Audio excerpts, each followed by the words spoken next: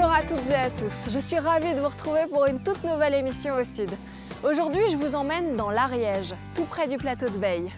Ici, c'est le paradis pour les amoureux de la nature, car 40% du territoire est classé parc naturel régional. Dans cette émission, je vais marcher dans les pas des premiers hommes ariégeois.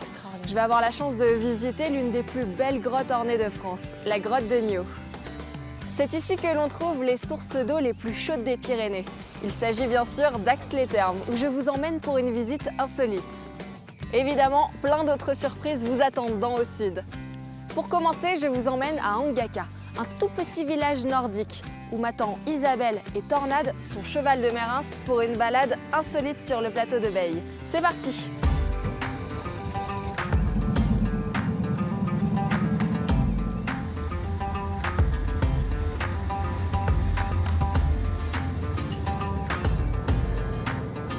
Isabelle est géologue et accompagnatrice en montagne. Et si je la retrouve elle, c'est parce qu'elle connaît le territoire comme sa poche. Et là, elle risque d'avoir un peu de mal le combi.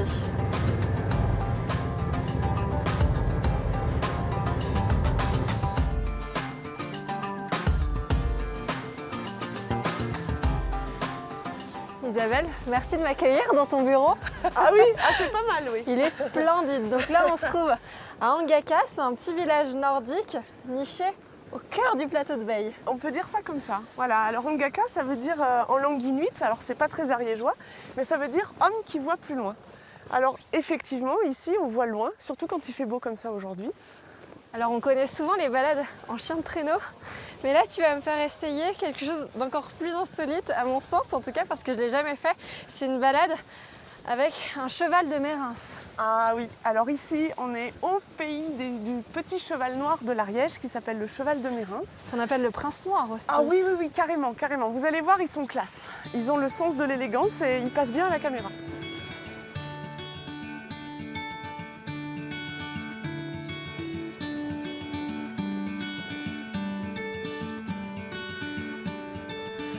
Bon, ben voilà, on est arrivé.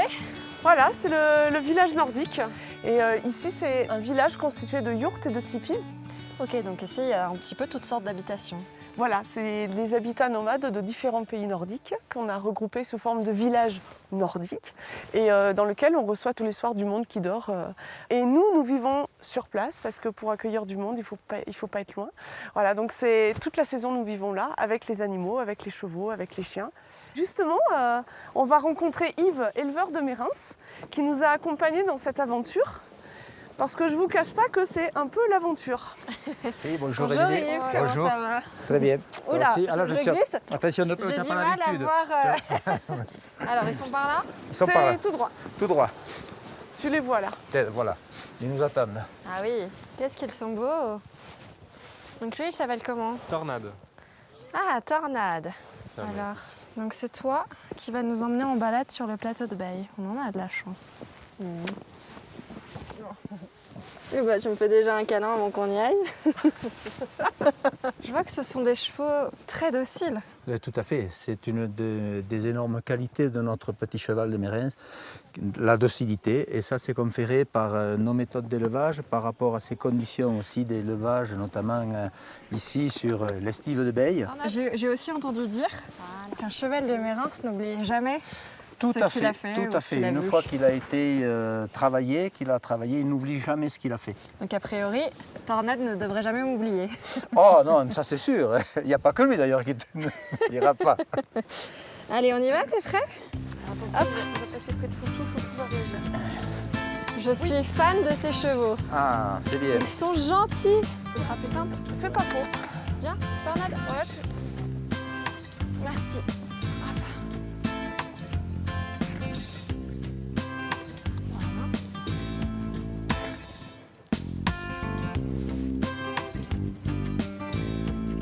Est-ce que tu vas faire un petit geste Pardon. pour Non, le même faire pas, avancer? à la voix. Voilà, on va démarrer. En fait, j'ai juste demandé au cheval de marcher. Et pour ça, je vais dire son nom. Et une fois que j'aurai dit son nom, il va être attentif à moi et il va m'écouter. Allez, chou, marchez. C'est très bien. Alors c'est de la luge, hein. La luge améliorée, mais ça reste de la luge. Voilà, dans la descente, je freine un peu. C'est pour ça qu'il y a ce bruit. Qu'est-ce que c'est agréable. Ouais. Mais c'est vrai qu'ils sont hyper attachants, ces chevaux. On travaille avec eux au quotidien. Ce sont des compagnons de vie et des partenaires de travail. Et c'est vrai qu'il y a 7 ou 8 ans de travail pour arriver à ce résultat. Très bien, mon cheval. C'est bon cheval. Tu lui parles avec beaucoup de tendresse. Ah oui, il faut. Ils sont tellement généreux qu'on a envie de le leur rendre. Et ils nous donnent toute leur énergie, là. Petit chou? Est-ce qu'elles ont toujours été comme ça, les Pyrénées? Les Pyrénées que tu vois ne sont pas celles que tu crois. Aujourd'hui, vous voyez des plateaux perchés en altitude qui sont la preuve que les Pyrénées ont déjà disparu. Autrement dit, si je prends le plateau de Beille et tous les plateaux environnants, on peut imaginer un grand plateau, un vaste plateau qui couvrait tout l'est des Pyrénées. Ce vaste plateau nous raconte que les Pyrénées se sont d'abord érodées aux alentours de 30 millions d'années, puis se sont ressoulevées. Et du coup, par miracle, certains morceaux de ces plateaux ont été préservés et aujourd'hui se retrouvent en position perchée. C'est pour ça qu'on est là aujourd'hui.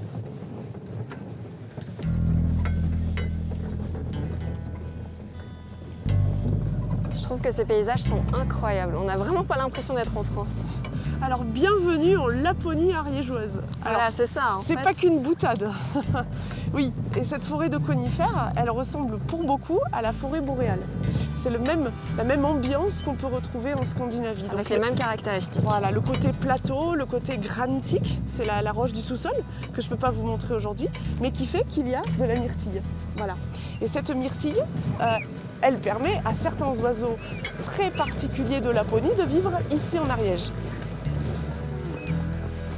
Alors, ce qui est impressionnant avec cette forêt, c'est qu'elle est très jeune, elle a seulement 80 ans. Et oui, je vais te montrer un arbre qui raconte cette histoire en fait. Alors je vais secouer l'arbre, regarde.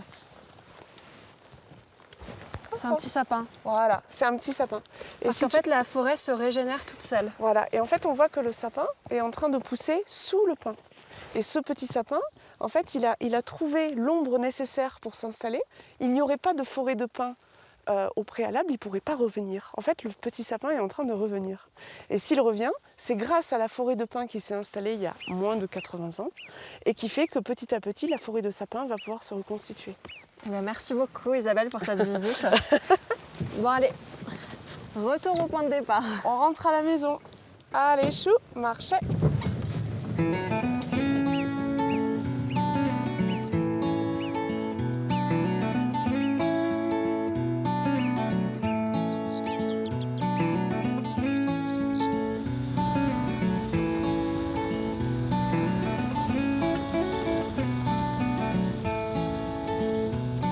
Je pars maintenant à la découverte d'un château qui fait la fierté des Ariégeois.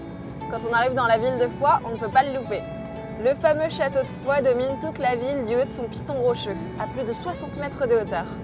Il est classé monument historique et c'est Cédric qui va me conter son histoire.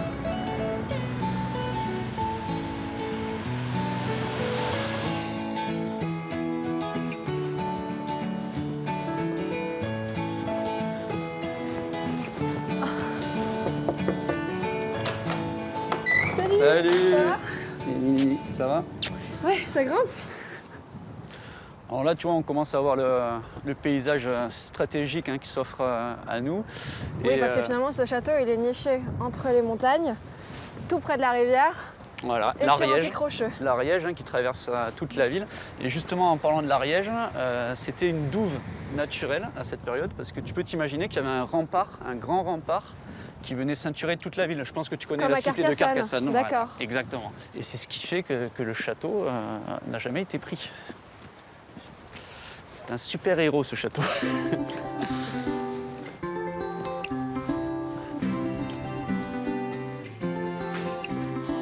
Je marche un peu sur ma robe. Ah, la recrue. Tiens, tiens-moi ça. Qu'est-ce que c'est? Ça, c'est un gambison. Je viens de le piquer sur un cadavre d'Angoi. Ok, ça Méfie-toi marche, de tu le l'odeur. redonnes? Bah, pourtant, ça pourrait te servir. Tu marches sur ta robe, tu sais que c'est bon signe, beaucoup de tissu, beaucoup d'argent. Non, parce que tout à l'heure, c'était Cédric, guide du château. Maintenant, c'est la chignole, mercenaire. Mercenaire. Mercenaire, la Qu'est-ce que c'était chignole. exactement un mercenaire? C'est un soldat? Un soldat qui travaille juste pour l'argent. Moi, j'utilise l'arbalète en bon mercenaire. Elle est bien travaillée. Et donc, les femmes dans la noblesse pouvaient chasser avec ce type d'arbalète. Donc tu vas essayer de l'armer. Alors pour armer une arbalète, déjà on va verrouiller la noix et on met le pied à l'étrier. Mettre le pied à l'étrier, ça te parle peut-être. Mais ça vient de ces mercenaires en fait. Vas-y, n'aie pas peur avec les deux mains. Il faut y aller. Donc, tu vois que c'est assez dur quand même déjà. Ouais. Je te montre avec la mienne, avec mon arbalète de guerre. Hein. Bon, tu remarques que c'est un peu plus compliqué. J'attrape ma corde. Et là, regarde. Hop, je décuple la force. Alors dis-moi, on est à quelle époque exactement? Là, on est en plein 14e. Alors dis-moi, à cette époque, c'est le comte Phébus qui vit ici. Voilà, c'est Gaston Phébus qui règne sur le comté de Foix, c'est le comte de Foix et le vicomte du Béarn, donc du côté de Pau. Grand territoire, et au XIVe, c'est la guerre de 100 ans. Et Phébus va réussir à conserver son territoire. Il a beaucoup d'argent, il a beaucoup de moyens, et il va embaucher des mercenaires, un peu comme moi, pour défendre ce territoire aussi. Ça, c'était pour le XIVe siècle. Ouais, et maintenant, je te propose de regagner le XVIIe, XVIIIe siècle dans la tour ronde. Gentes dames. Ça pèse combien? Toujours les bras. Alors, c'est une porte qui est estimée à 400-450 kilos. Et ça se voit. J'ai du muscle. Et par contre, c'est une porte, c'est sans doute la dernière du Moyen-Âge. Et forcément, pour l'époque des prisons dont on va parler, ben, ils n'allaient pas se séparer de cette porte. Je ne sais même pas s'ils auraient réussi en plus. On en a parlé de 450 kilos. Ouais, donc cette salle était une cellule. Et donc, on emprisonnait des gens ici au XVIIe siècle. Voilà, à partir du XVIIe siècle, ça a duré plus de 200 ans. La période des prisons s'achève en 1860. Donc pendant près de 200 ans, le château est une prison avec des prisonniers dans ces salles. Ça peut être une bonne quinzaine. Et souvent, pour des condamnations, on le retrouve dans les archives, ça pouvait être vol de patates chez le voisin, 3 ans de prison ici. J'ai entendu dire qu'il restait des vestiges de cette période. Alors, il reste des vestiges très émouvants, très touchants. Ça va être beaucoup de graffitis. Il y a ce graffiti ici, je pense que tu lis. Nous sommes abandonnés de ici. Tous. Ça fait froid dans le dos. Ça fait froid dans le dos, effectivement. Dans cet état d'enfermement, on a toujours envie de laisser sa trace.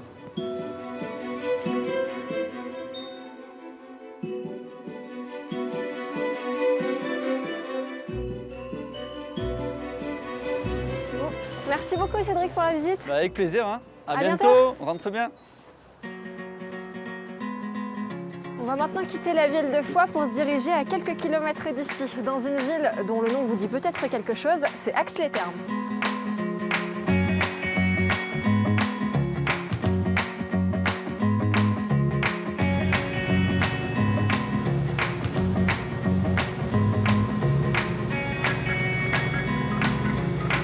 Cette ville est surtout connue pour son thermalisme. Et oui, Ax-les-Thermes possède les sources d'eau les plus chaudes des Pyrénées. Des sources qui ont souvent été utilisées quotidiennement, mais qui sont aussi à l'origine de miracles. On va tenter d'en savoir plus avec Laurent Boquet qui connaît la ville par cœur. Le thermalisme à Ax, c'est une histoire d'à peine 250 ans.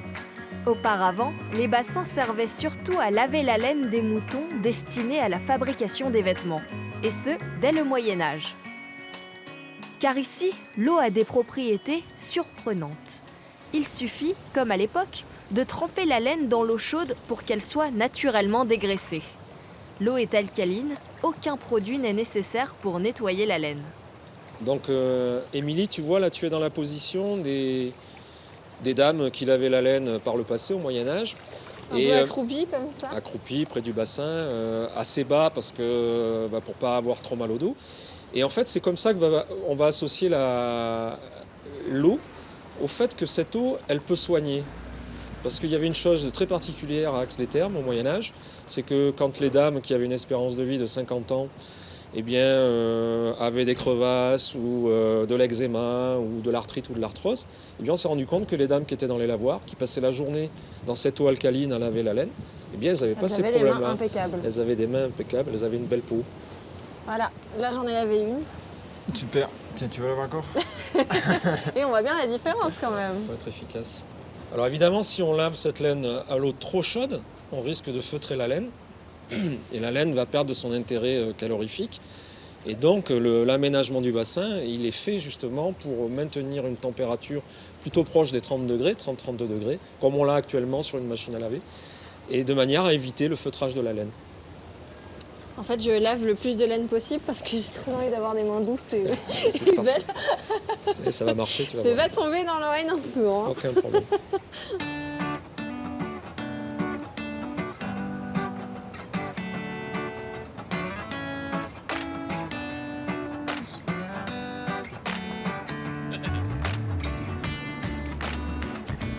Alors on a vu qu'on pouvait se servir des bassins pour la laine, mais il y a d'autres bassins qu'on utilisait pour soigner des maladies. Alors le bassin là, tel qu'on l'a ici, ce qu'on appelle le bassin des ladres, d'abord c'était un bassin pour la laine, le lanada, mais il va changer de statut vers le XIIIe siècle, exactement en 1260, à la demande de Louis IX, Saint-Louis, qui va demander au comte de Foix d'aménager ce bassin non plus pour laver la laine uniquement, mais aussi pour soulager les gens qui, revenant de croisade, reviennent avec une maladie terrible qu'est la lèpre. Alors, Les gens se baignaient avec les lépreux? Ah non, pas du tout, non, parce que là, ça restait un bassin où on Parce lavait que, la laine. d'accord, oui. Voilà, et comme au Moyen-Âge, déjà, on savait que la lèpre, ça pouvait se transmettre par le toucher. Par contre, on aménageait des baignoires, et dans ces baignoires, Ces baignoires-là, par exemple? voilà, par exemple, et dans ces baignoires-là, on mettait la personne qui était malade. Ok, donc on Elle prenait dit- l'eau de ce bassin, Voilà, on le et mettait elle là, et les lépreux se baignaient ici pour Voilà. soigner la maladie. Alors, s'il faut, Ou ce en qu'il tout faut- cas pour que ce soit un peu plus vivable. Voilà. Donc, en plus des usages de l'eau pour les lépreux et Pour pour la le lavage laine, de la laine et pour le lavage Pour les tâches domestiques. pour les tâches domestiques, en fait, ce bassin il est alimenté par une source qui est très chaude, qui est la plus chaude des Pyrénées. Elle est à 77 degrés 5, voire 80. Et avec ça, cette eau-là, ce qu'on peut faire, c'est qu'on peut échauder un cochon. Et si tu veux, ce que je te propose, c'est qu'on goûte une soupe traditionnelle qui symbolise l'histoire de ce cochon autour du bassin des Ladres. On a fait à partir de l'eau du bassin. Alors on l'a fait non pas avec l'eau du bassin, mais avec l'eau de la source qui alimente le bassin, ce qui n'est pas la même chose. Bonjour. Alors Jean-Pierre, tu es cuisinier et tu nous as préparé une soupe Et j'ai préparé traditionnelle. la soupe, une soupe à l'oignon tout simplement, qui est faite avec l'eau des canons. Alors j'ai vu qu'il y avait écrit eau non potable. Ça va aller? Très bien, ça va aller, aucun souci. À partir du moment où elle est bouillie, elle est consommable. Donc c'est la soupe du coin. Oula, Voilà. qu'est-ce que tu rajoutes? La mayonnaise, De la mayonnaise dans la soupe? voilà. Voilà, on met 3 bonnes cuillères. Alors Jean-Pierre m'a arraché le fouet des mains parce que visiblement je le faisais pas assez bien. Donc, tu vois, le coup de la mayonnaise, je connaissais pas. En plus avec le froid qu'il fait, je On te cache rajoute pas que c'est parfait. le fromage ariégeois. Mais c'est délicieux, Merci. j'adore. Bah, merci beaucoup, je vais pouvoir reprendre la route après avoir bu 3-4 soupes. Merci pour ce bon repas. Avec Je vous plaisir. autorise à manger du coup. Super, merci beaucoup. Allez, c'est parti. Allez les gars.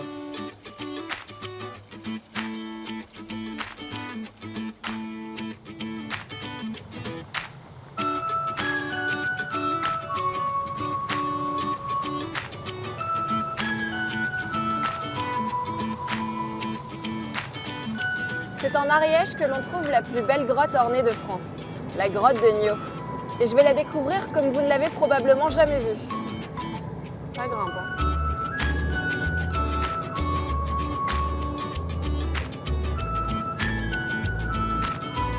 Ah ça y est, je vois l'entrée.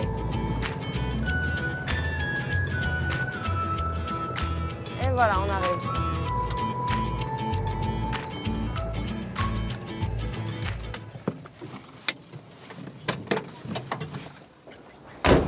Une partie de la grotte de Niaux, jusque-là interdite au public, vient d'être ouverte en novembre dernier. Pour bien préserver la grotte, seulement 12 personnes peuvent y accéder chaque mois. La liste d'attente est très longue, jusqu'en 2020 c'est complet. Ça fait un petit peu long, donc venez avec moi pour une visite privée. C'est Jacques qui va nous guider dans la grotte de Niaux, célèbre pour la richesse de ses peintures rupestres. Elle date d'environ 14 000 ans.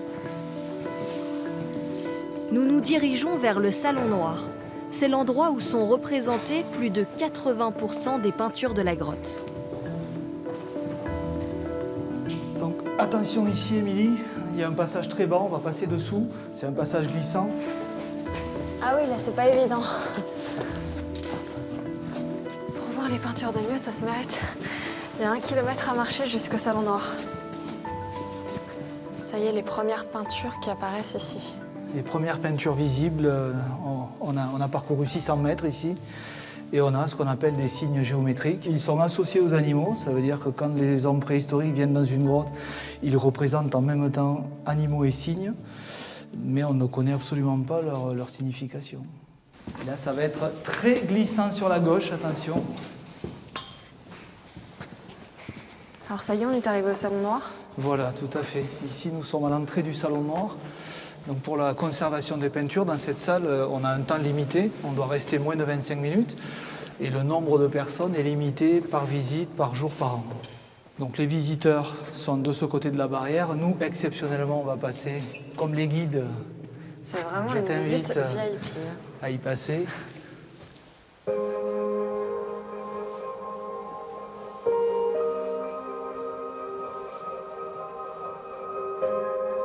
C'est extraordinaire.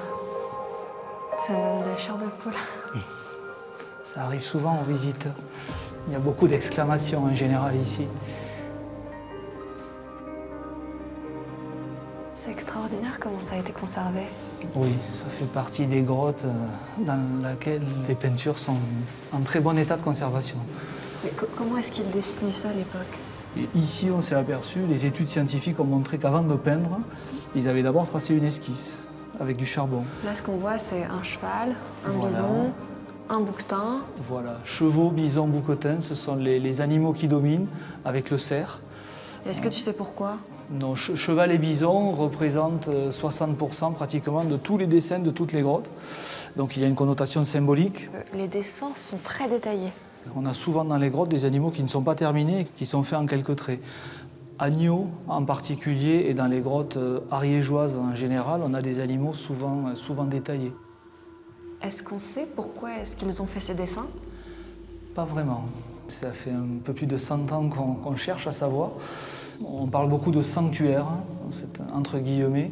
C'était des lieux peut-être de rites, de rituels, que l'on ne connaît absolument pas.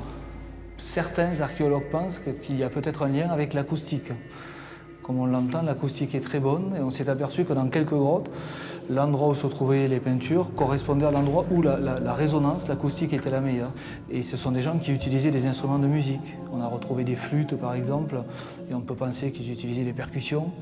Donc il y avait une grosse soirée ici tous les vendredis soirs. Voilà, exactement. Voilà, regarde la hauteur du plafond, la hauteur de la voûte, qui est de 45 mètres, avec la résonance dont on parlait tout à l'heure. Oh! Oh!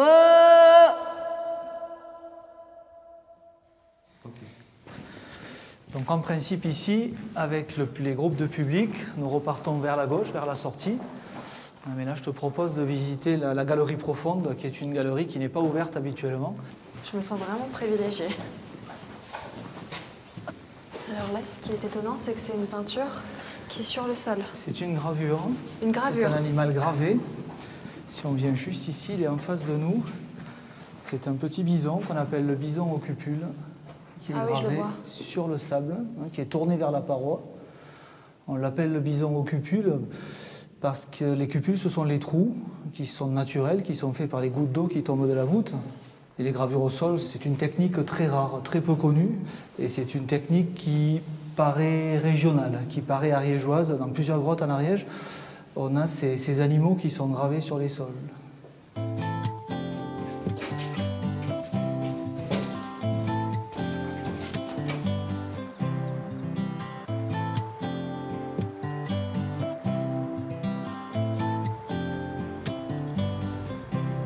Il est temps pour moi de quitter l'Ariège et de repartir pour de nouvelles découvertes au sud.